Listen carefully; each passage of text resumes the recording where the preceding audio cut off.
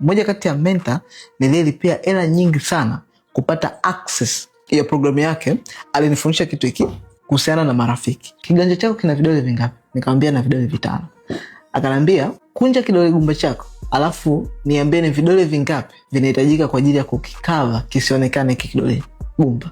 Kwa hiyo nikakunja kidole changu, nikahesabu 1, 2, 3, 4. Kwa hapa nikava. Alafu akaniambia okay, kunja ngumi yako, niambie ni vidole vingapi kidole gumba chako kinaweza kuvikava. Kwa nikakunja hivi, nikahesabu ni 1, 2, 3, kidogo 4. Kitu cha niambia akaniambia hivi, unapotaka kuchagua marafiki ama partners ama watu wa kuwa karibu yako, unatakiwa uchague marafiki wale tu ambao watakao kuwa na uwezo wa kukuhifadhi kama jinsi dole gumba lilivyohifadhiwa, lakini vile vile chagua marafiki ambao utaweza kuwakava vizuri kabisa kama jinsi ambavyo kidole gumba kimekava hivi vidole 3 vizuri. So hii lesson ya marafiki haigusi tu marafiki, inagusa pia kwenye cooperate na kufanya biashara kwa ujumla.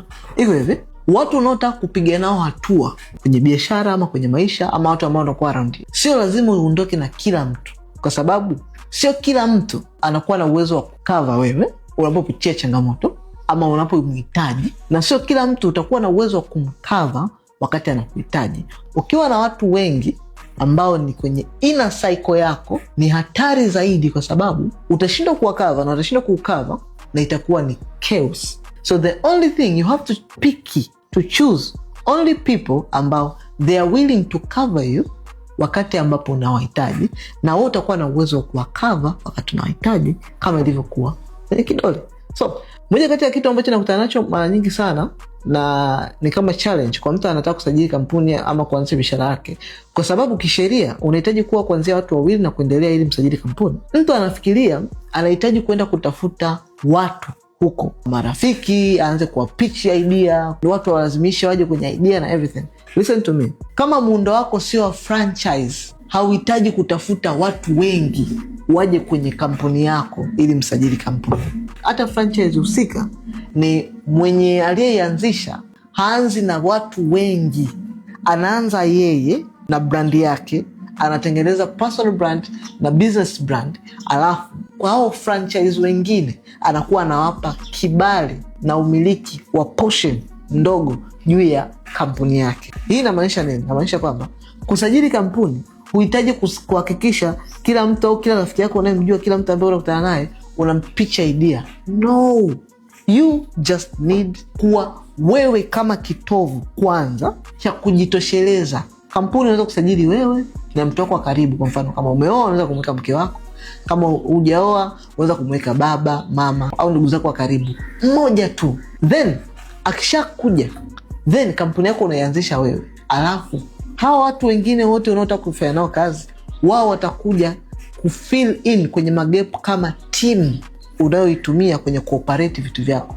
Lakini kusajili kampuni haihitaji kuwa na watu wengi ambao umewavuta wote njooni tusajili kampuni. No, you just need you. Unahitaji wewe na utayari wako. Unaposajili kampuni, hii ni kitu cha generation, kitu cha vizazi na vizazi. Akifi leo akifi kesho, kinaendelea kuwepo leo, kesho na hata milele.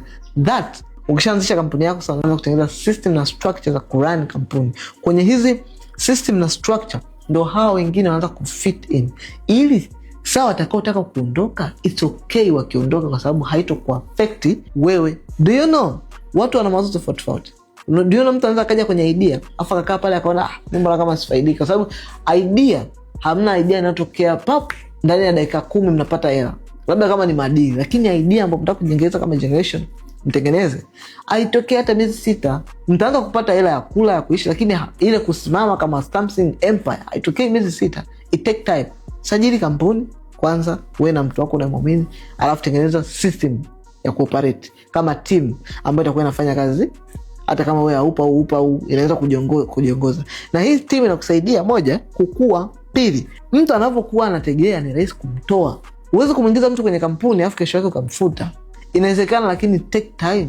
You need just you na mtu wa pili unayemwamini, then hao wengine wanakuja kama system cooperate ndani, subsystem ndani ya system kubwa ambayo tayari ipo. Kama unataka kusajili kampuni, comment neno kampuni hapo chini, ama wasiliana na mimi kupitia namba ya simu inayoonekana kwenye caption hapo chini. Nipigie simu ukiwa nje ya Tanzania, nipigie kwa hiyo namba. Ukiwa ndani ya Tanzania, nitumie message kwa hiyo namba kwa WhatsApp, ama comment neno usajili hapo chini. Mimi mwenyewe nitakufuata DM sasa hivi.